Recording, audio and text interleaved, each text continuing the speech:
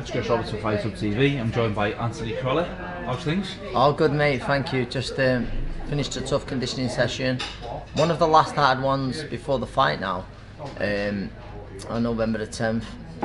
Feeling a great place and roll on a week of Saturday. So how does that work then in terms of your schedule now? So obviously that's kind of one of the last tough sessions. How do you now tailor it in terms of, obviously you've got the fight in 2 weeks time? Is it more technical? How does it kind of... Well, I leave that down to Joe on the boxing side of things. The training we just done then, the conditioning session, was with Johnny. He'll be on that side of things after here. I'm in Wigan doing my strength work with Martin Cullen, right. And it's sort of the last few hard sessions with him. So it's one of them you're not going to get any fitter, stronger, or faster in the last week. So you want to save that for fight night. A lot of the hard work has been done now. That was a tough session then, and we had a big spy. We had a 12-round spy yesterday, so we've probably got one more big spar tomorrow or Thursday. Yeah. You know, Joe doesn't like us doing too many 12-round spars. We might do one a camp, possibly two. Right. So I've done mine yesterday. Feeling a great place, and it works. And like you say, that's just the thing of not doing too much. Like, so I had a big session yesterday, but that was all I've done. So I'll have two conditioning sessions, strength session today. Whereas Joe uses the word scorching the pan. Do you know what I mean? And then you come to next week. I'm going to be fight comes to fight night, and I've left the work in the gym. Yeah. Left my own work at home, as they say, and I'm doing too much. I've done it in the past. Doing too much is worse than not doing enough. Yeah. It's worse than not doing enough. And the sparring side of things, in terms of, you know, you're saying Joe kind of limits that. Is that because of kind of where you are in your career and kind of how your development of where you've operated at a world level and what you know? It looks at that as well. Listen, I've had, anyone who's seen my career knows I've had quite a few tough fights, but then Joe's also sort of, for this fight, he's sure it's going to be a tough, hard, grueling fight, so he doesn't want loads and loads of hard round sparring. You know, putting more miles on the clock, but I feel nice and fresh. Like I said, I done 12 rounds yesterday with two good lads, and feel very in a very good place. Feel nice and fresh. Done the 12 rounds fine, and it's another box ticked. I think, like you say, Joe, we don't always do it, but in camps we might do 12 rounds or sometimes two, just to tick that box. Now, your opponent, Dal Jordan, now this is for the Wba Eliminator, for a world title shot. Now, this guy, I believe, has got 26 KOs. He hasn't quite operated at that world level, elite level, but he has operated around it. Oh, he's been around world level for a number of years. Yeah, he's a very dangerous opponent. Anyone who knows, without a doubt, anyone who knows the boxing knows Dal Jordan's. It's going to be a very tough fight. He's won 38, lost 3, and the 3 losses have all been at world class, and he's got some world class names on there. I know one of his losses was on points to Chris John, who won to win over the great one-man world Marquez. So he's a top opponent, and I know on November the 10th I'm in for a very tough night's work, but these are the fights that I live for, and I cannot wait for it. Yeah, and I mean, so should be, isn't it? You know what I mean? It's of course, totally. You wouldn't want an easy fight. You wouldn't want an easy fight. No, definitely not. You don't want people saying, "No, that was an easy fight. It's got an easy way." It should be this way. Totally, and that's right. At world level, to get a shot at a world title, you've got to be fighting a world-class fighter, and that's what I believe in doing. With this, I think last time out, obviously since then Irish fights, I've boxed Ricky Burns, I beat Ricky, who's a freeweight world champion, and then last time out, over 10 rounds, I boxed the Mexican Edson Ramirez, who's a decent fighter, but this now is a fight that I really want to get up for. Do you know? Yeah. And I'm up for every fight, but I know this is like, this gets me back that world title shot. This gets me that world title shot, win this. Do you feel that, again, at this stage in your career, that you kind of need those fights to really get the fire yeah, burning? I'm always... Joe about Liam. Yeah. It's the same sort of things, you always come to talk to Frank. It's like, get me big fight. I'm hungrier than ever, but yeah, certainly when you've been around, I've been lucky enough, well, I mean, I've worked hard, but I've been lucky enough to fight for world titles, lucky enough to fight trying to unify titles with the Ring Magazine belt. So these are the fights, you know, where you want something with them, And it's also, this fight also, you mentioned Dowd's record of a lot of KOs. It puts that bit of fear into you, it puts you on edge, has that bit of edge to the training, where I know if I don't turn up that night, I'm in for a long, hard night. Yeah. In terms of coming out the back end of this, the incentive, and I know we've talked about this before in terms of Lomachenko and what a great opportunity that is to have that in Manchester, him coming over here. I know UK boxing fans want to see him here, but who's better opponent than yourself, you know, to actually go in with him? Yeah, and that's obviously you get some of the keyboard warriors, the know-it-alls, when I'll never ever be disrespectful to call Lomachenko out. But obviously, if I then become mandatory for his belt and he's shown interest of coming over here to fight in the UK, then I fit the bill. There's no denying that, and I'd love to. And I wouldn't be going in there to make up the numbers. I'd go in there with a game plan, believing I can do it. But I mean, yeah, people, I'd love to see him over here, and he's a special fighter. But would I love to get in the room with him? You're dead right, I would. Yeah, absolutely. And you know, obviously other fights, potentially a domestic world level clash against Luke Campbell. Of course, that's another fight. Is that in a fight that excites you down? Of course it does, yeah. A domestic world title fight. I know Luke now he's got a shot. He's going to get a shot at the WBC world title. Yeah, there's some talks of him with Mickey Garcia, but moving. Yeah, I'm not sure what's going on there. Yeah. So, but he's thereabouts to get his world title shot. And yeah, of course, listen, me and Luke, I think it'll be a great fight, and if that could be for a world title, I'm sure we'd both love it. Yeah. And what about, you know, the likes of, like, you know, Joe Cordina, the guys that are coming up, the guys that are kind of nipping at your heels, the guys that kind of want to be where you are now? It's a top division, like I say, Joe Cordina. He's a special talent. He's fighting with mate Scotty Cardle as well on the night, and Scotty's got that bit between his teeth, and he's got great motivation to bounce back. And I don't know if it's been made for the Lonsdale belt or not. There's talk of it. If so, Scotty's also got the motivation of winning that outright. And like you say, Joe, he's very highly rated from that GB squad. A lot of people reckon he was the best pound for pound out of him. Lewis Ritson, who we've just mentioned, I know he lost last time out for a European, but before that he looked very good. He can bounce back. There's so many fighters at the lightweight division. Tommy Coyle, he's had a good win over in America, and there's just, you know, when you go through it, there's so many good fighters at the weight. It's a nice division to be in. Ricky Burns as well. Obviously, he's back out the week after me. And when, in terms of your own career, then, in terms of where do you see the next couple of years, in terms of, you know, leading up to, you know, that's why you're sort of older, retiring or anything, but in terms of coming up to your retirement and your plan the next few years, you see some amazing fights. I think I've had 43 fights now, and I've had like a lot of hard fights, but I genuinely believe I'm improving still. And Joe's honest from there, everyone knows Joe, and don't mince his words. He believes I'm boxing better than he ever have done.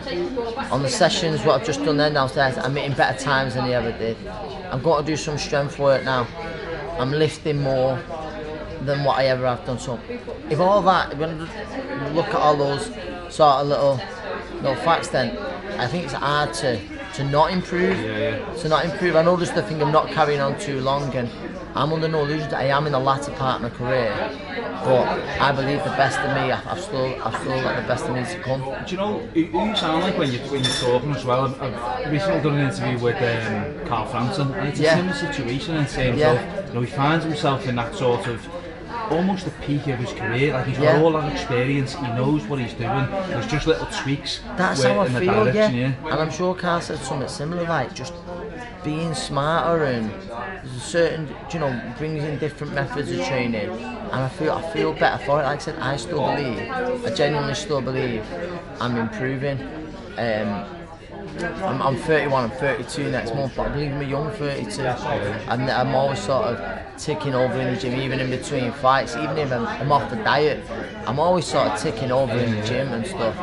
But I'm not saying it's just being smart, but then at the same time, I really like Carl. I know he trains away from home. I train at home, but you miss out on certain things. But so you just don't want to carry on too long in boxing. Yeah. I'm not set a date anything like that. Like I said, I still love boxing. I still believe I'm improving. Yeah. I still believe the best, some of the best performances are still to come. Yeah. But I've also seen lads sort of locally who've stayed in it too long, and I see the effects now later on in life, how they're speaking, how how they are, and boxing's took. As much as I love boxing, I don't want boxing to take more from me than what I took from boxing. If that sounds right. Yeah. Okay, and I want to just ask about, you touched on Lewis Ritson before, you mentioned his name anyway, in terms of, he's fought at a European level, he's took a step up, it's not quite happened for him. What sort of advice would you give to him? Because his name's actually getting put against yours. It was. Which is fine, because he's the hype and everything else. He's took a step up, and what sort of advice would you give to him now in his position? I think Lewis is a great talent, and I think he's got a great style. I think he can come back a better fighter for that. I think probably with Lewis, he was literally just blowing through everyone, and that fight was probably, I don't know, it was a bit of a shock, because I don't believe Lewis is the lad to underestimate opponents at all. But it probably, in the end, it probably wasn't ideal preparation for a tough fight like that. With I know it was a big upset, but every credit to the Belgian. He fought a fantastic fight. Lewis is huge at the weight, whether he's a lightweight or whether he's best going up. I don't know. That's only him and what his team know. He's been very busy lately. A little break, they'll recharge the batteries. I think he can come back, and he can do very well. One loss doesn't mean the end of you. It draws a big crowd there in Newcastle, so I'm sure Eddie will be keen to go back. But yeah, he's obviously they'll go away, assess things with his team, and he'll look to see how he can go about improving that. But I still, alright, he might have lost last time, but I still think he's a great talent. Do you think culturally in boxing things are shifting? Maybe from when you started anyway, in terms of protecting your undefeated record and how you progress on from that? Slightly, and I still think it needs to shift a lot more. But slightly it is, and it's a good thing, because that I don't mind. Watching someone, they've got to have a few learning fights, and but then also too many of those, not learning fights, fights where you're expected to win and win well. Learning fights, there's nothing wrong with them. There's nothing wrong with learning fights, but there's certain obviously prospects or who will get matched, and they can have their worst day possible. Their opponent can have the best day, and they're still getting a win. Do you know what I mean? And them kind of, you can only have so many of those opponents. So I think matched a little bit earlier, and I think that's happening now, where you get two good prospects, and you know what, the winner moves on, and the loser just goes away. He doesn't, not so much it's a loss, but he learns and rebuilds, and he goes again. I don't like to see that building to 20-0, and against opposition that you're a massive favourite to win every fight. I think, you know what, you need a few of those fights, experience. It depends on amateur pedigree as well, because I know they move those lads a lot faster, which I agree with. But I do believe it's shifting a little bit, and prospects are getting matched a little bit earlier. So there's not the emphasis to keep that up, and hopefully that continues to grow that way. And I think there's a couple of guys that stand out, and I suppose the other end of the scale is moving to someone to that as well. That's a big thing. I think the thing that always sort of jumps out is, like, in the UK particularly, Anthony Yard, the likes of Anthony Fowler. Now it's almost like fans are demanding that these guys step up, and Ted Cheeseman has been put in the mix for Anthony Fowler. Should he now move on and fight someone like Ted Cheeseman and Anthony Fowler? Should that be his next fight? Well, I know Anthony Fowler's mad for that fight. Absolutely, but it's the promoters, isn't it? He is, and them two will sell the fight well, and I think it's a great fight, like we just said then. Like Anthony Fowler, he went to the Olympics, he believes in his own ability, so he can be moved faster. And him and Ted Cheeseman, who had a really good win weekend. That's a brilliant fight.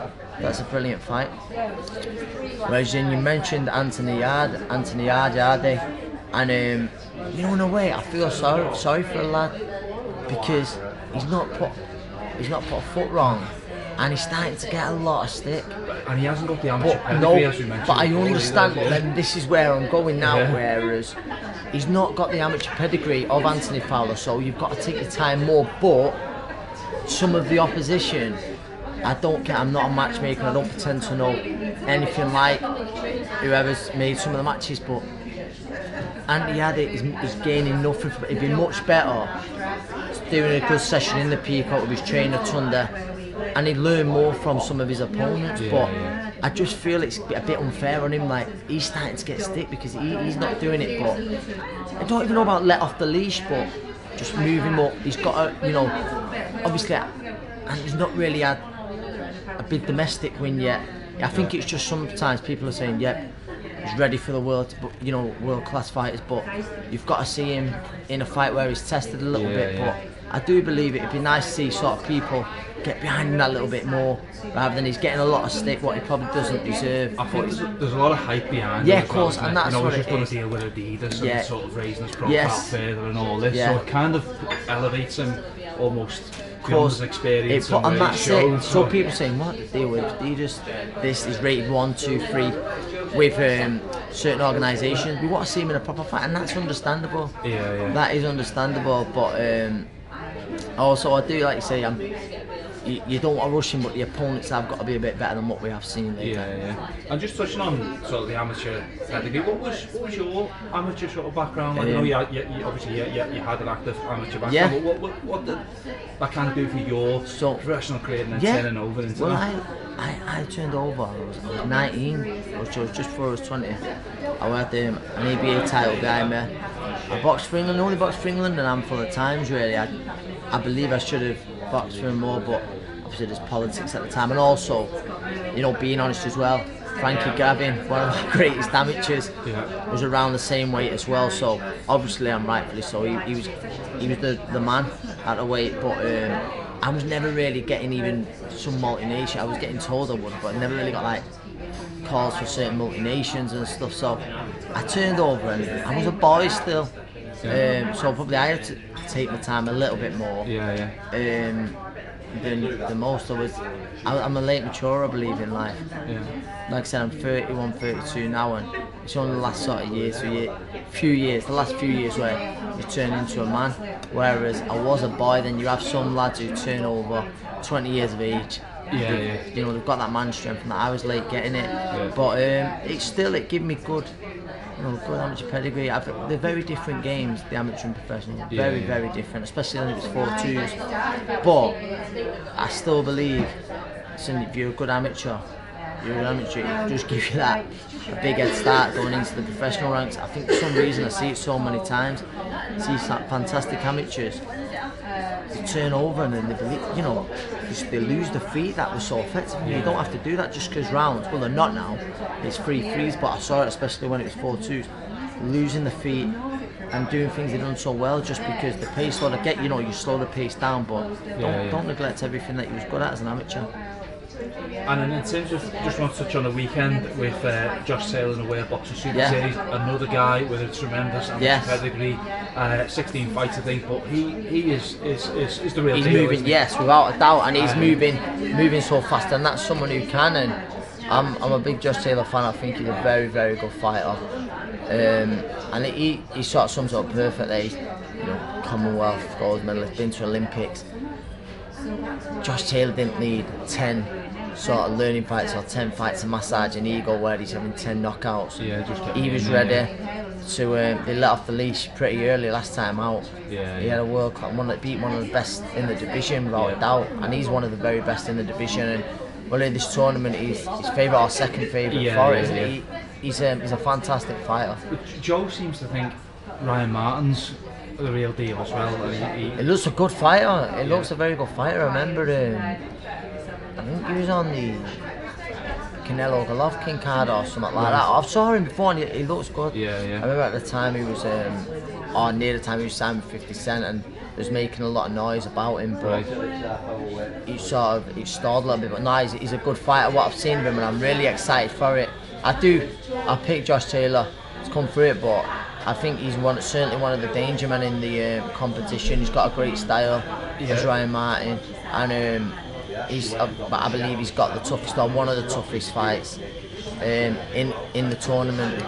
Joe actually he sort of compared it to Terence Crawford coming over with Ricky Burns, kind of as a hot prospect at the time, and obviously we can kind of see how he's turned out. That's how he's likening Ryan Martin going into this fight. Yeah, that's what Joe's seen more of him than me, but what I have seen of him, he does look very good, but I do believe Josh can do it, and I believe that last fight will help him massively, but I know in America they're praising him, he's saying he's the real deal. Yeah.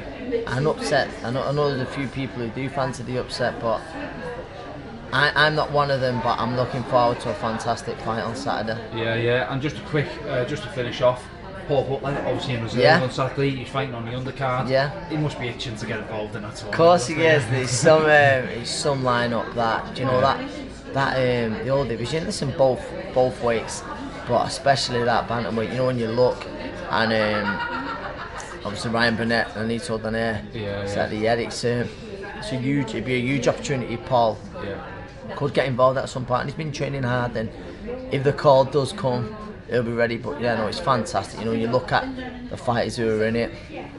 Ryan Burnett, obviously, if Paul doesn't get a call at any time, he's the man I'll be rooting for. But it's again, you know, you've got the monster in the hour. Can't say it, Tete, Rodriguez, who I think's a class act.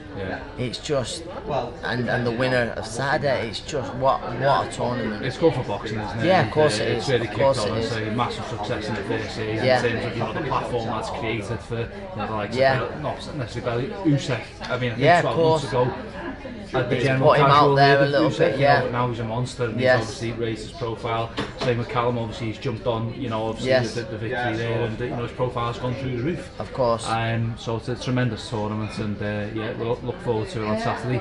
Well, listen, Anthony Crolla, good luck with your fight. 2 weeks, just under 2 weeks. Just under 2 weeks, November 10th. You look in good shape, and good luck, and we'll be rooting for you on Fight for TV. And good man. Cheers. Thanks. Take care. Bye bye. Thanks a lot. Thanks, man.